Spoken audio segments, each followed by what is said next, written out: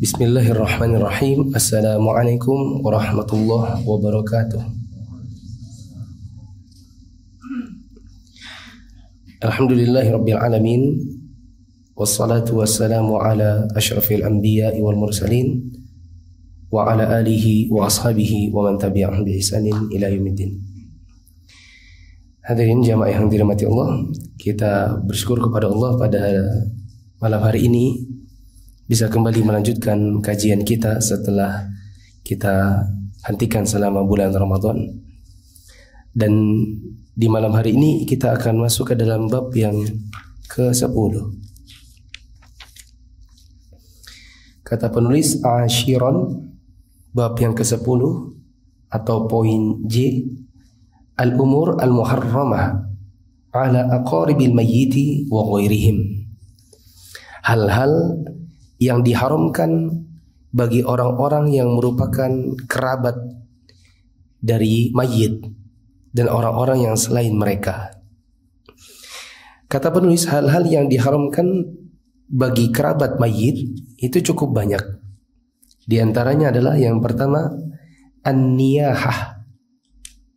Saya berandai-andai, andaikan penerjemah membiarkan kalimat aslinya an-niyahah itu lebih dahulu baru kemudian diterjemahkan supaya tahu istilah syar'i yang dilarang di dalam Islam. Salah satunya adalah an-niyahah. Apa namanya? An-niyahah. An-niyahah itu bahasa Indonesianya adalah meratap. Dan ini diharamkan berdasarkan hadis Abu Malik Al-Asy'ari bahwa Nabi sallallahu alaihi wasallam bersabda, arba'un fi ummati min amril jahiliyah la yatrukunahunna al-fakhru fil ahsab wat ta'nu fil ansab wal istisqa'u bin nujum wan niyahah. Kata Nabi SAW, ada 4 kebiasaan dari kebiasaan kaum jahiliyah yang umatku senantiasa mengerjakannya dan mereka belum juga meninggalkannya. Apa saja 4 ini? Pertama adalah berbangga dengan nasab ya, atau berbangga dengan ahsab. Dalam terjemahnya di sini, berbangga dengan sifat-sifat baik yang ada pada dirinya. Berbangga diri dengan hal-hal yang positif pada dirinya. Yang kedua adalah at-ta'nu fil ansab, yaitu mencela keturunan. Adapun kita dapati di zaman sekarang, orang juga bukan cuma sekadar mencela keturunan, ada juga yang membanggakan keturunan. Ya, sangat fanatik dengan marganya, sangat fanatik dengan sukunya, membanggakan orang tuanya.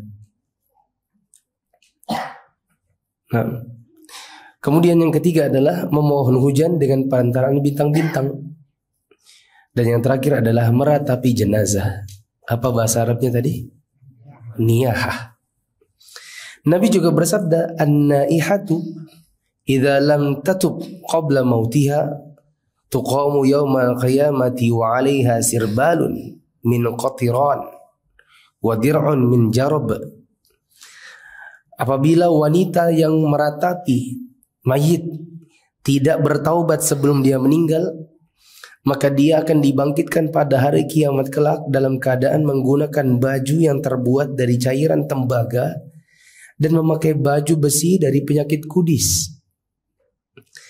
Ini menunjukkan kepada kita haramnya meratap manakala ada kematian.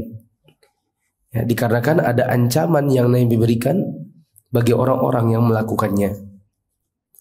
Diriwayatkan dari Abu Hurairah radhiyallahu anhu, Rasulullah sallallahu alaihi wasallam bersabda, "Itnatani fin nasi huma bihima kufr, at-ta'nu fil ansab wan niyahatu 'alal mayyit." Kata Nabi sallallahu alaihi wasallam, ada 2 perbuatan yang dilakukan oleh manusia yang karena keduanya kadang-kadang mereka bisa jadi kufur, yaitu mencela keturunan dan meratapi jenazah. Diriwayatkan dari Ummu Atiyah radhiyallahu anha, Rasulullah pernah membaiat kami untuk tidak meratap.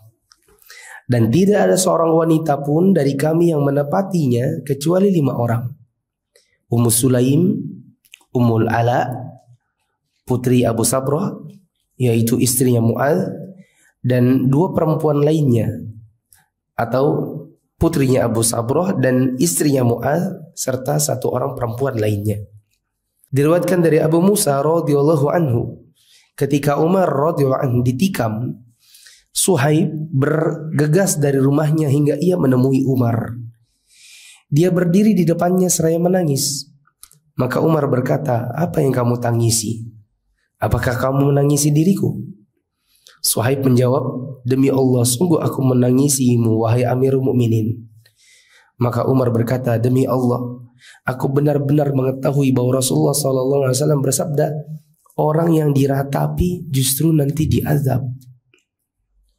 Ya.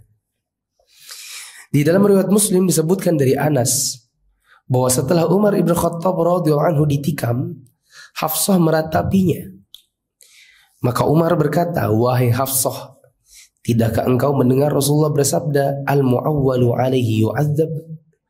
Orang yang diratapi dengan tangisan justru nanti diazab. Suhaib juga meratapinya. Maka Umar berkata, "Wahai Suhaib, tidakkah engkau mengetahui bahwa orang yang diratap itu nanti akan diazab?" Dalam lafaz Bukhari disebutkan bahwa setelah Umar ditikam, Suhaib masuk menemuinya seraya menangis dan berteriak, "Oh saudaraku, oh sahabatku." Maka Umar berkata, "Wahai Suhaib, apakah kamu menangisiku? Padahal Rasulullah bersabda, innal mayyita yu'adzabu bi ba'di bukai ahli alaihi." Sesungguhnya jenazah itu akan diazab karena ratapan keluarganya terhadap dirinya. Dalam lafaz Bukhari, innal mayyita yu'adzabu bi bukail hayy. Sesungguhnya jenazah itu diazab dikarenakan ratapan orang-orang yang masih hidup. Teman-teman yang punya buku Stabilo, coba di Stabilo di bagian bibukai al-hayy dalam hadis. Juga yang bagian atas sedikit kata-kata bi ba'di bukai ahlihi alaihi. Tandai pada kata buka. Buka itu kalau di Indonesia kan secara bebas artinya tangisan. Apa namanya? Tangisan. Lalu kalau kita maknai secara bebas berarti semata-mata ditangisi nanti jenazahnya diazab. Ya kan? Innal mayyita, sesungguhnya mayit, yu'adzabu, diazab bibukai al-hayy, dengan tangisan orang yang masih hidup. Inilah kemudian yang disalahpahami oleh sebagian orang. Mereka bilang, gak boleh nangis ya, gak boleh nangis, nanti bapak diazab. Apalagi kalau sampai menangis dan air matanya itu netes di pipinya si mayit. Sebagian orang punya keyakinan ini membuat si mayitnya diazab. Padahal yang dimaksudkan dalam hadis ini buka, itu maksudnya adalah tangisan ratapan. Adapun tangisan biasa maka itu tidak mengapa.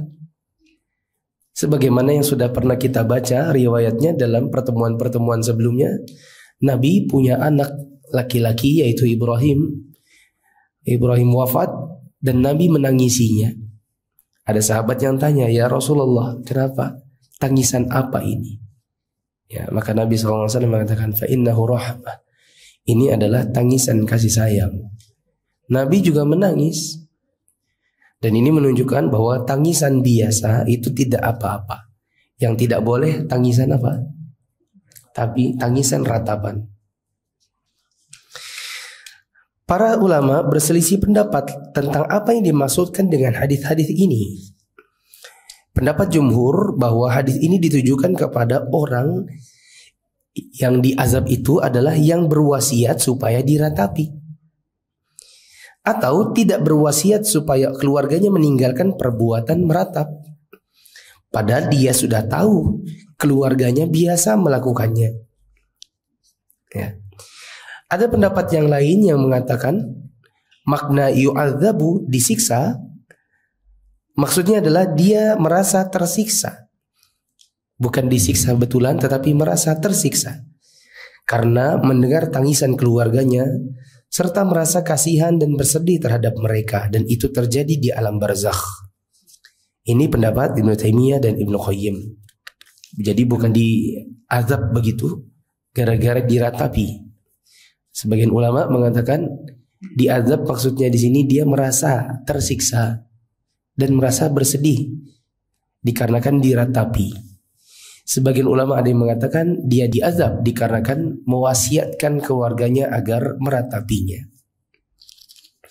Saya mendengar guru kami Syekh Ibnu Baz rahimahullah mengatakan jenazah itu disiksa karena tangisan keluarganya, dan Allah yang Maha tahu tentang bagaimana dia disiksa. Wallahu a'lam bishawab. Tapi yang jelas begini jamaah, tentu tidak mungkin, tidak masuk akal dan tidak mungkin apabila seorang mayit disiksa hanya karena ditangisi. Apalagi tangisan itu sesuatu yang manusiawi. Belum lagi dia tidak pernah mewasiatkan agar ditangisi, maka tidak mungkin dia disiksa. Ya, maka kemungkinan disiksa yang dimaksud ini adalah bila ditangisi dengan ratapan dan dia memesani untuk itu. Atau dengan penafsiran yang lain bahwa dia bukan disiksa tetapi merasa tersiksa. Hal kedua yang juga diharamkan, ad-da'wa bidu'ail jahiliyah, menyeru dengan seruan jahiliyah. Saya tidak tahu kalau di zaman sekarang, ya alhamdulillah belum pernah dengar lagi, sudah sering menghadiri kematian seseorang. Saya tidak pernah mendengar kaum muslimin terutama di Balikpapan ini menyeru dengan seruan-seruan yang aneh-aneh. Ya, mungkin dikarenakan di Balikpapan sudah banyak orang belajar sunnah, orang sudah mengerti agama, jadi manakala ada kematian mereka bisa menghadapinya dengan lebih sabar. Ya. Apa kalau di orang awam? Mungkin ada yang berkata, misalnya, ayah, kalau ayah mati kami nanti miskin semua. Tidak ada yang mengurusi kami, tidak ada yang ngasih kami makan, misalnya begitu. Ya, seruan-seruan seperti ini hukumnya adalah haram. Yang ketiga yang juga dilarang adalah darbul khudud, yaitu memukul-mukul pipi. Yang keempat syaqqul juyub, yaitu merobek-robek baju. Ini semua berdasarkan hadis Ibnu Mas'ud bahwa Rasulullah SAW bersabda, laisa minna man darabal khududa wa syaqqal juyuba wa da'a bid'awal jahiliyah. Bukan termasuk golongan kami, kata Nabi, orang-orang yang memukul-mukul pipi, merobek-robek baju, dan menyeru dengan seruan jahiliyah manakala ada kematian. Dalam teks Bukhari disebutkan, laisa minna man latamal khududa, bukan termasuk golongan kami yang menampar-nampar pipi. Nah, jadi kalau kita mendapati kematian, menangis itu boleh, tapi tidak boleh melakukan hal-hal di atas. Yang kelima, berteriak-teriak ketika mendapatkan musibah. Raf'us saut 'indal musibah. Apa teriakan-teriakan ini? Ya, seperti saya contohkan tadi. Atau berteriak memanggil. Ya, beri contoh di situ, memanggil-manggil sambil teriak-teriak, Bapak. Ya. Atau meninggal kakeknya, Kai. Ini tidak boleh. Orang yang seperti itu harus diingatkan. Yang keenam, mencukur rambut karena kematian, halqus sya'ar, menggunduli kepala. Ada riwayat dari Abu Burda, dari Abu Musa, dia berkata, Abu Musa pernah jatuh sakit dengan kondisi parah yang membuatnya pingsan. Sementara kepalanya ada di pangkuan salah seorang istrinya. Salah seorang istrinya berteriak, tapi Abu Musa tidak bisa menjawab apapun kepadanya. Karena apa? pingsan. Setelah sadar, dia berkata, aku berlepas diri dari orang yang Rasulullah juga berlepas diri darinya. Rasulullah berlepas diri dari wanita-wanita yang berteriak-teriak dengan keras, wanita yang mencukur rambut dan merobek-robek pakaian manakala terjadi musibah. Ya.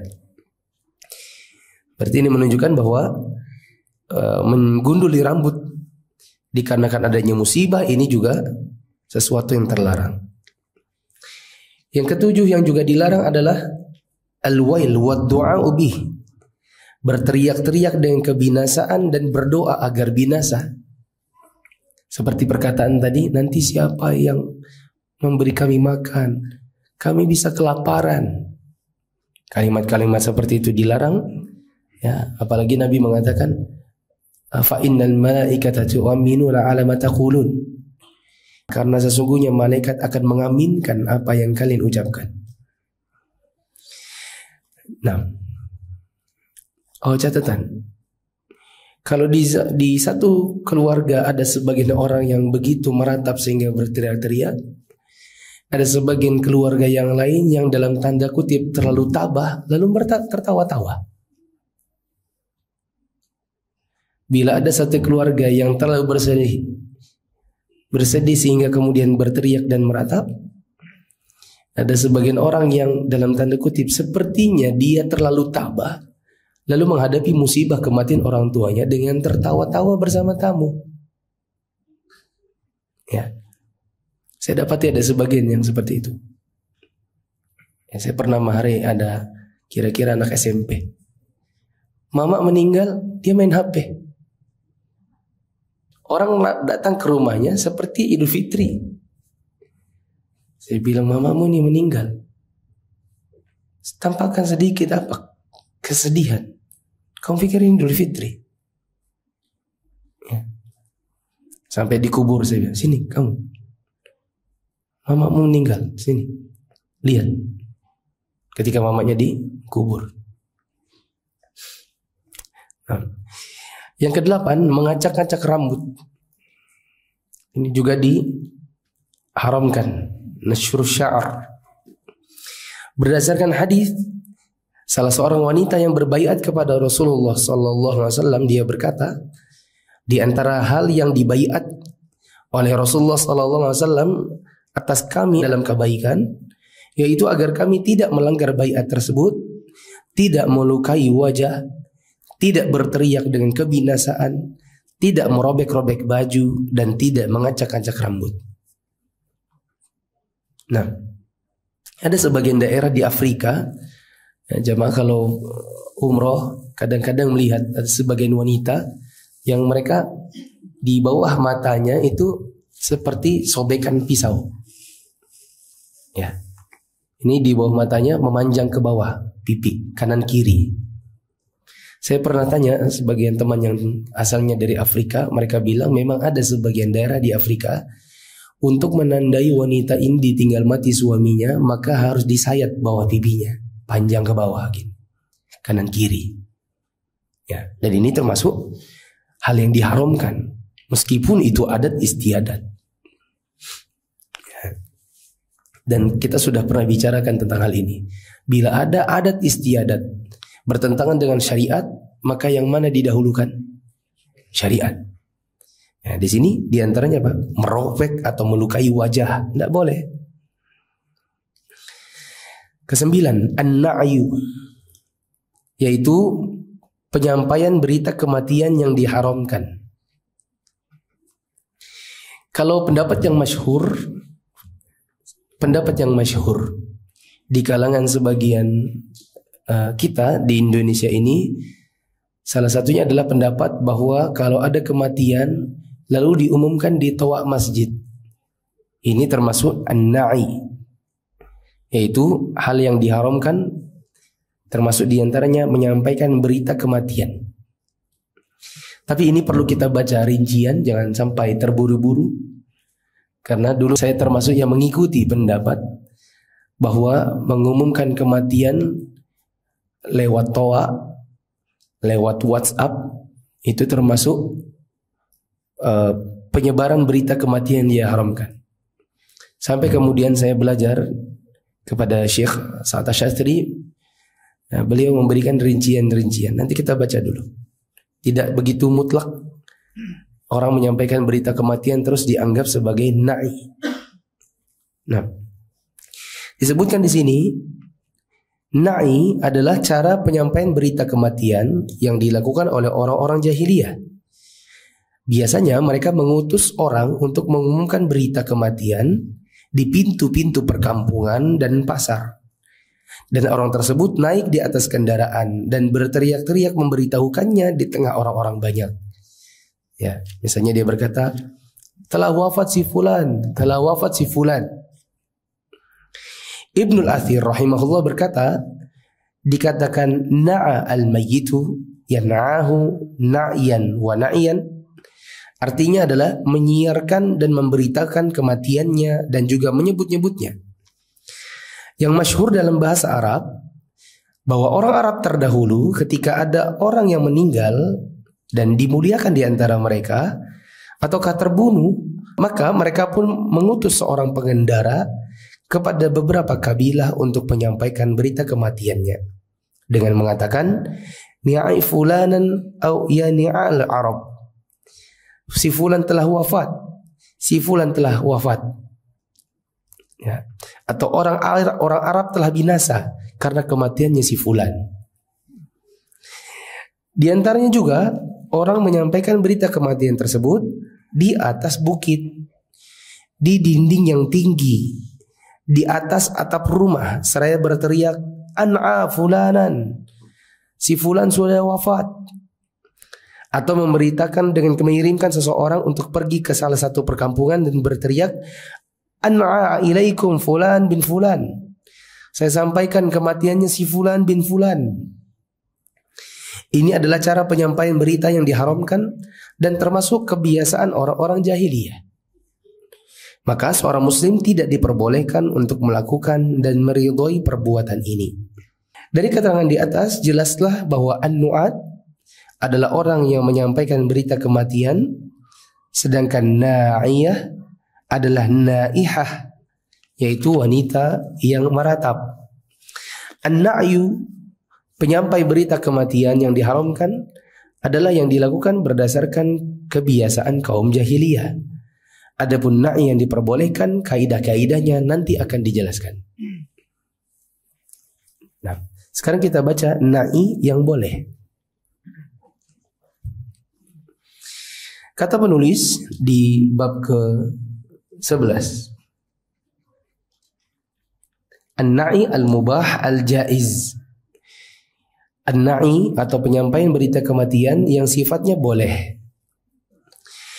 Diperbolehkan menyampaikan berita kematian jika tidak disertai dengan hal-hal yang menyerupai cara penyampaian berita kematian jahiliyah. Terkadang bisa menjadi wajib jika tidak ada orang yang melaksanakan kewajiban terhadap hak-hak jenazah muslim seperti memandikan, mengafani, mensolati, dan menguburkannya. Ditandai teman-teman, bisa jadi wajib na'i itu. Manakala dikhawatirkan kalau tidak ada yang mengumumkan nanti tidak ada yang ngurusi jenazahnya. Dan saya berhusnuzon mungkin kaum muslimin, ya Pak RT atau bagian takmir masjid DKM yang kadang mengumumkan lewat pengeras suara seperti setelah maghrib atau setelah zuhur, kadang mereka mengatakan Assalamualaikum warahmatullahi wabarakatuh. Dengan ini kami mohon maaf mengganggu zikir jamaah sekalian. Kami beritahukan bahwa telah wafat Pak Fulan dari RT Anu pada jam sekian. Diharapkan untuk jamaah yang bisa agar bisa melayat. Tujuannya adalah supaya orang-orang bisa melaksanakan kewajiban fardu kifayah seperti memandikan, mengafani, mensolati, dan menguburkannya.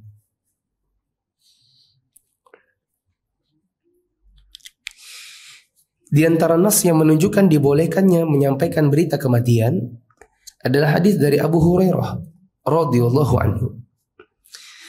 Katanya anna Rasulullah sallallahu alaihi wasallam na'a an-Najashi fil yaumil ladzi mata fihi. Kharaja ila musalla fa saffa bihim wa kabbara arba'a. Rasulullah pernah dulu menyampaikan berita kematian na'i, yaitu manakala ada kematian Najasyi pada hari ketika dia meninggal dunia. Nabi keluar menuju tempat sholat, lalu membuat sof-sof dan bertakbir sebanyak 4 kali. Salat apa ini? Salat jenazah. Di dalam lafaz Muslim disebutkan anna Rasulullah sallallahu alaihi wasallam na'a lin-nasi an-Najashi fil yaumil ladzi mata fihi fa kharaja bihim ila al-musalla wa kabbara 4 takbirat. Rasulullah menyampaikan berita kematian Najasyi kepada orang banyak di hari kematiannya. Beliau keluar bersama mereka menuju tempat sholat, lalu bertakbir sebanyak 4 rakaat. Nah, dalam lafaz yang lain, Rasulullah menyampaikan berita kematian Najasyi, penguasa Habasyah, pada kami ketika beliau meninggal dunia. Nabi bersabda, "Istaghfiru li akhikum." Mintakanlah ampunan untuk saudara kalian. Diriwayatkan dari Jabir radhiyallahu anhu, Rasulullah SAW mensolatkan Najasyi, aku berada di barisan 2 atau 3. Dalam lafaz lain, kematiannya Asamah an-Najasyi. Ya, dan masih panjang lagi. Yang itu semua menunjukkan bahwa Nabi SAW pernah melakukan na'i. Tapi na'i yang dilakukan Nabi tidak seperti na'inya orang jahiliyah. Kalau orang jahiliyah, na'inya seperti, wahai orang Arab, kita telah binasa karena fulan telah wafat. Ya. Padahal ya, itu seperti orang tatoyur, menyandarkan celaka pada sesuatu yang tak ada hubungannya. Apa hubungannya kematian si fulan dengan nasib yang belum kita ketahui sama-sama di masa depan? Ya. Adapun seperti yang diucapkan sebagian orang di zaman sekarang, mereka hanya memberitahukan telah wafat fulan dari RT anu karena sebab anu pada jam sekian. Lalu diminta agar warga untuk bisa menghadiri atau melayat ke rumah duka. Kemudian ada riwayat yang agak bawah, yaitu dari Anas bin Malik. Dia berkata, Nabi SAW bersabda, "Akhadha ar-rayata Zaidun fa usiba. Thumma akhadhaha Ja'farun fa usiba. Thumma akhadha Abdullah ibn Rawahah fa usiba." Zaid memegang panji, lalu dia mati syahid. Panji itu diambil alih oleh Ja'far, maka dia pun mati syahid. Selanjutnya panji itu diambil alih oleh Abdullah bin Rawahah, maka dia pun gugur mati syahid. Sungguh kedua mata Rasulullah SAW benar-benar meneteskan air mata. Ini di Stabiloi. Riwayat yang lain yang menunjukkan bolehnya nangis. Karena Nabi betul-betul meneteskan air mata, bukan mengantuk. Tapi manakala mendengar kematian 3 sahabat. Thumma akhadha Khalid ibn Walid min ghairi imratin fa futihalah. Kemudian panji itu diambil alih oleh Khalid bin Walid, meskipun dia bukan termasuk pemimpin pasukan yang ditunjuk oleh Nabi. Lalu kemudian terbukalah kemenangan untuknya. Imam Al-Bukhari menetapkan hadis Abu Hurairah dan Anas bin Malik melalui perkataannya, bab ar-rajulu yan'a ila ahli al-maiti binafsih. Bab tentang orang melakukan na'i atau mengumumkan kematian kepada keluarganya mayit. Ya. Ceritanya itu bahwa Nabi SAW setelah mendengar kematian Ja'far, maka Nabi pergi ke rumahnya Ja'far, lalu Nabi sendiri yang mengumumkan. Itu maksud dari riwayat yang baru saja dibahas. Nabi SAW mendengar kematian Ja'far, Nabi sedih. Ja'far ini siapa? Ja'far yang mana? Teman-teman yang ikut kajian sahabat Nabi mungkin pernah dengar. Ja'far siapa? Ya? Ja'far bin Abi Thalib, saudaranya Ali. Berarti ini sepupunya Nabi. Nabi pergi menuju ke rumahnya Ja'far. Kemudian Nabi peluk anak-anaknya Ja'far yang kecil-kecil. Kemudian Nabi menangis. Dan Nabi sendiri yang membuat pengumumannya. Ya, ini menunjukkan bahwa mengumumkan kematian seseorang itu ada yang boleh, ada yang tidak boleh. Dan pengumuman itu bukan sesuatu yang mutlak haram, sebagaimana yang mungkin masyhur di kalangan kita. Al-Hafiz Ibnu Hajar rahimahullah mengomentari, manfaat dari penempatan hadis ini adalah isyarat bahwa penyampaian berita kematian itu bukan sesuatu yang dilarang mutlak. Ya. Tetapi larangan itu lebih tertuju pada perbuatan orang-orang jahiliyah, di mana mereka mengutus orang untuk menyampaikan berita kematian melalui pintu-pintu rumah dan pasar-pasar. Ibnul Murabit berkata, maksudnya adalah an-na'i atau penyampaian berita kematian kepada masyarakat perihal kematian kerabat itu diperbolehkan, meskipun dalam hal ini berarti memasukkan berbagai petaka dan musibah kepada keluarganya. Tetapi di balik mafsadat atau kerusakan tersebut terkandung maslahat atau kebaikan yang banyak.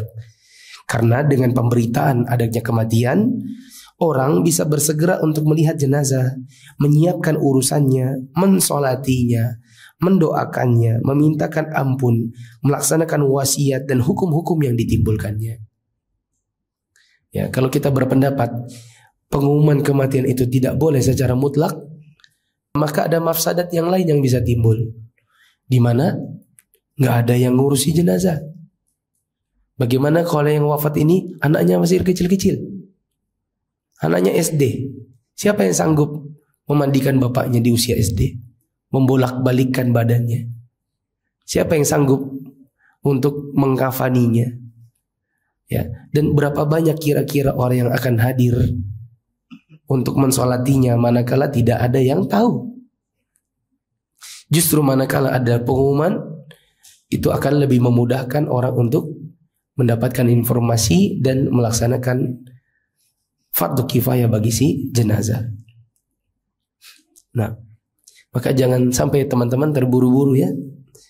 Misalnya ada yang bikin pengumuman di WA, telah wafat fulan, lalu dikomentari, wah ini na'i ini haram ini.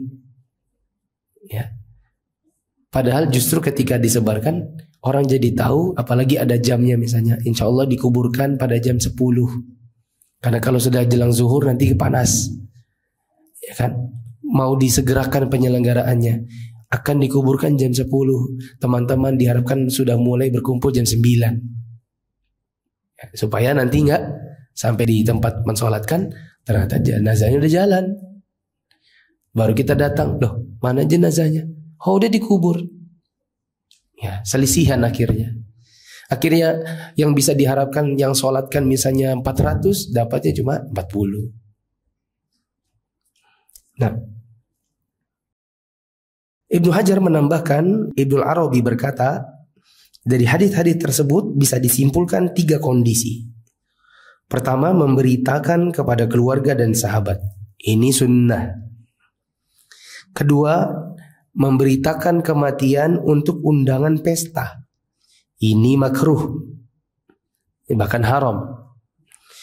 Kemudian yang ketiga, pemberitaan dengan jenis yang lain seperti meratap. Ini juga haram. Dari Ibnu Abbas radhiyallahu anhuma, dia menceritakan seseorang yang pernah dijenguk oleh Rasul telah meninggal pada malam hari. Mereka menguburkannya pada malam itu juga. Esok harinya mereka memberitahukan kepada Rasul hingga beliau bertanya, apa yang menghalangi kalian untuk memberitahukan saya? Maksudnya kenapa saya nggak diberitahu kalau dia wafat?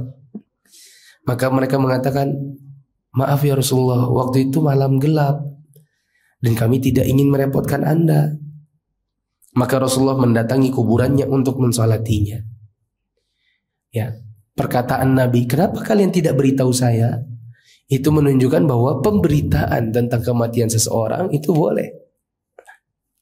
Nah, Imam Al-Bukhari menempatkan hadis ini melalui perkataannya al-idnu bil janazah.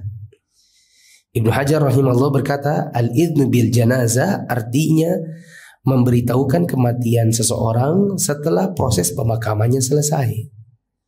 untuk mensolatinya. Bisa diberi stabiloi juga pada perkataan Nabi mendatangi kuburnya untuk mensolatinya. Ini menunjukkan bahwa kalau kita terlambat mensolati jenazah dan dia terlanjur di kubur, maka kita boleh mensolatinya di kuburnya.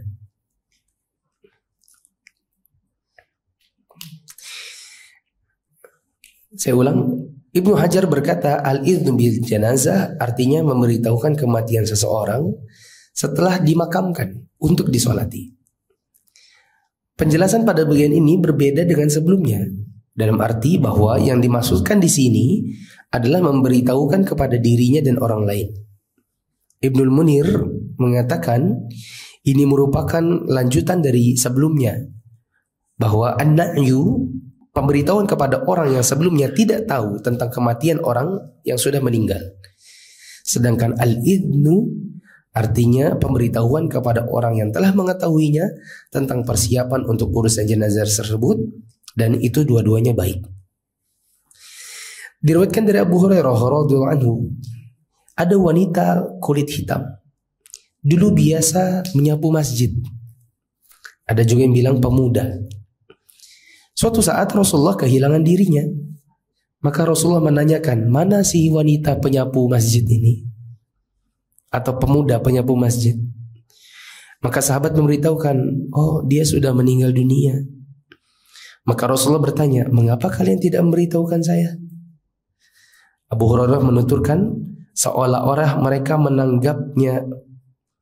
Abu Hurairah menuturkan, seolah-olah mereka menganggapnya urusan sepele, ya, tentang kematiannya wanita tersebut. Padahal bagi Nabi itu sesuatu yang berat. Maka Nabi SAW mengatakan, coba tunjukkan di mana kuburannya. Mereka pun menunjukkannya, dan setelah itu beliau mensolatinya. Kemudian beliau bersabda, inna hadhil qubura mamlu'atun zulmatan ala ahliha, wa inna Allah azza wa jalla yunawwiruha bi salati alaihim. Sungguh kuburan-kuburan ini kegelapan isinya bagi para penghuninya, dan Allah akhirnya meneranginya karena solatku untuk mereka. Perkataan Nabi, kenapa kalian tidak beritahu saya? Ini menunjukkan bahwa boleh menyebarkan berita kematian seseorang. Dianjurkan bagi penyampai berita kematian agar meminta orang-orang untuk memohonkan ampunan bagi jenazah, seperti dalam kisah Najasyi. Nabi bersabda, istaghfiru li akhikum, mintakan ampun untuk saudara kalian. Juga dalam hadis Abu Qatadah tentang terbunuhnya Zaid bin Harithah, Ja'far bin Abi Thalib, dan Abdullah bin Rawahah. Dalam kisah tersebut beliau bersabda, maukah aku beritahukan kepada kalian tentang pasukan yang berperang dengan cepat? Mereka berangkat lalu bertemu musuh. Kemudian Zaid pun gugur sebagai syahid. Mintakanlah ampunan untuknya. Maka orang-orang mintakan ampun untuknya. Selanjutnya panji diambil alih oleh Ja'far bin Abi Thalib. Dia menyerang musuh sehingga dia pun mati sebagai syahid. Ya, kemudian mintakanlah ampunan untuknya. Maka orang-orang memintakan ampun untuk Ja'far. Setelah itu panji perang diambil alih oleh Abdullah bin Rawahah. Lalu dia mengokohkan kedua kakinya hingga dia mati syahid. Maka mintakanlah ampun untuk Abdullah bin Rawahah. Hingga akhirnya panji perang itu diambil oleh Khalid bin Walid dan seterusnya. Ya, hingga kemenangan berada di tangannya.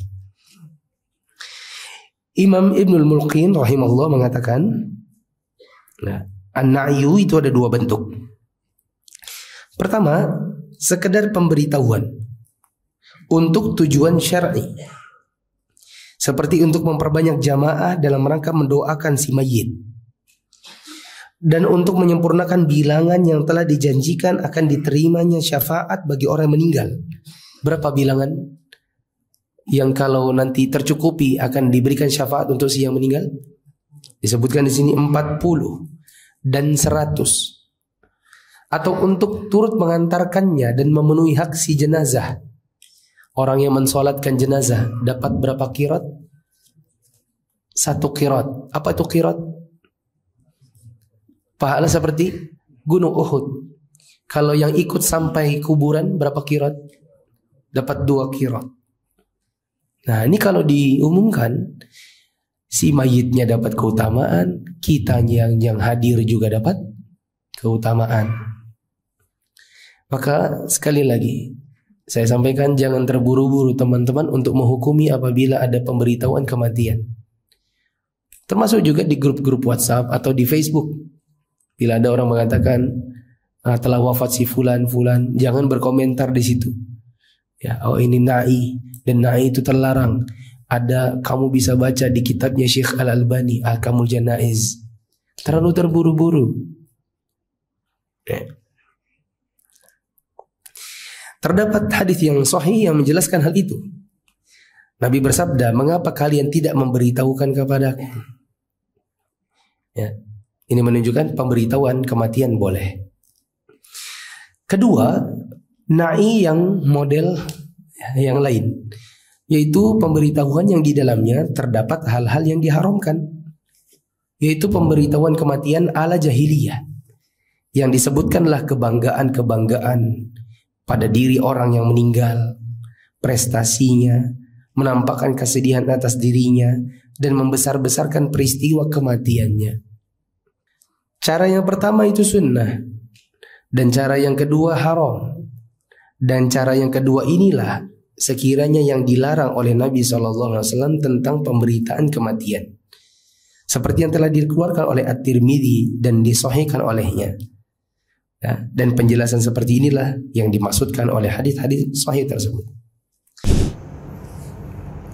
Anda baru hijrah dan bingung belajar Islam dari mana? Yuk ikut MIA. Mufid Islamic Academy atau MIA adalah sebuah program pembelajaran Islam melalui pembahasan kitab-kitab para ulama yang dibahas secara terstruktur dan berjenjang. Untuk informasi lebih lanjut tentang pendaftaran, teman-teman bisa mengakses di media sosial Mufid TV Official, baik yang ada di Telegram, YouTube, Instagram, maupun di Facebook. Assalamualaikum warahmatullahi wabarakatuh.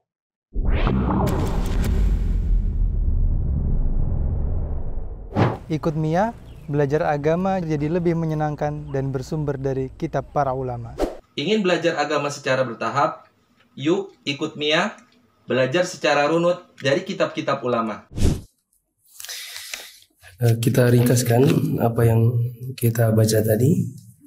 Di antara hal-hal yang diharamkan bagi keluarganya mayit maupun orang-orang yang selain keluarga mayit adalah pertama meratap, yang kedua menyeru dengan seruan jahiliyah, memukul-mukul pipi, merobek baju, berteriak-teriak seperti memanggil namanya, mencukur atau menggunduli rambut karena kematiannya, berteriak-teriak dengan kebinasaan, mengacak-acak rambut.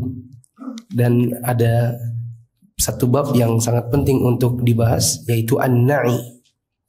Ya, karena menggundul rambut manakala kematian, mengacak-acak rambut, merobek baju, memukul pipi, menyeru dengan seruan jahiliyah, mungkin di zaman sekarang kita tidak temukan.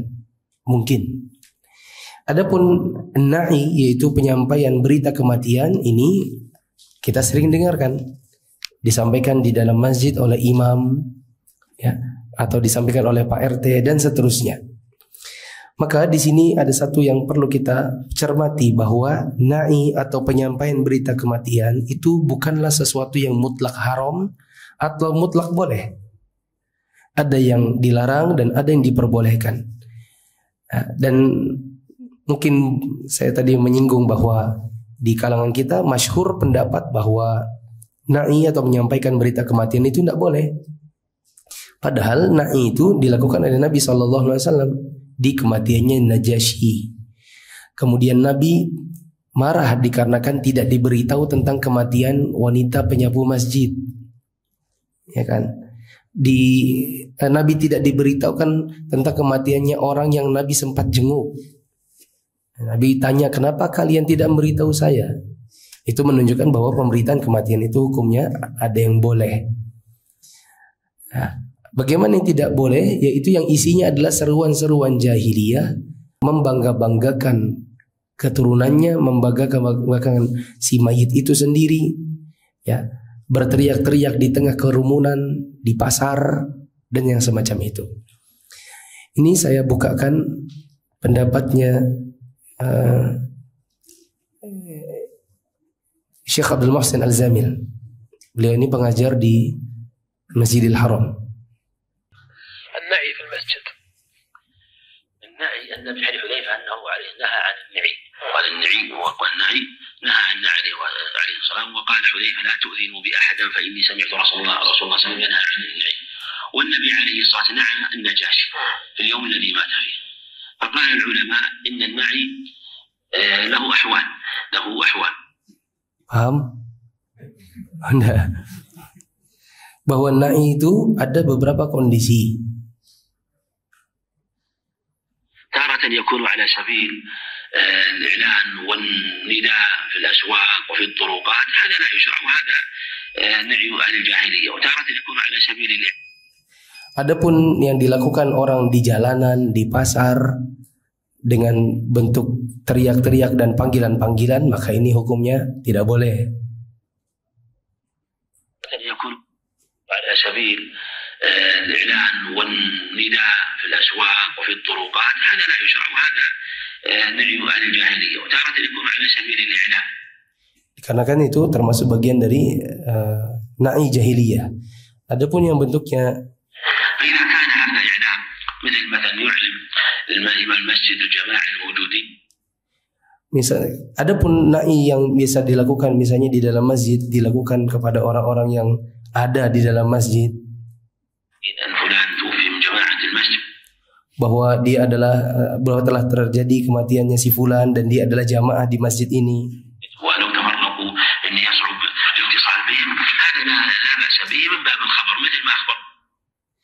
Ya, maka yang seperti itu tidak la ba'sa bihi, sesuatu yang tidak mengapa. Nabi ashabi alaihi salatu wassalam. Apa tadi? Ini kalau potong-potong tidak enak ya.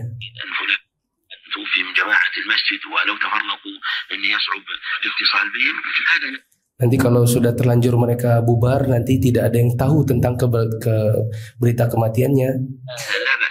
Maka pemberitahuan seperti itu hukumnya tidak apa-apa. Sebagaimana Nabi SAW memberitahukan kepada sahabat-sahabatnya tentang kematian si fulan dan fulan. Demikian jamaah yang dirahmati Allah. Subhanakallahumma wa bihamdika asyhadu an la ilaha illa anta astaghfiruka wa atubu ilaik. Wassalamualaikum warahmatullahi wabarakatuh.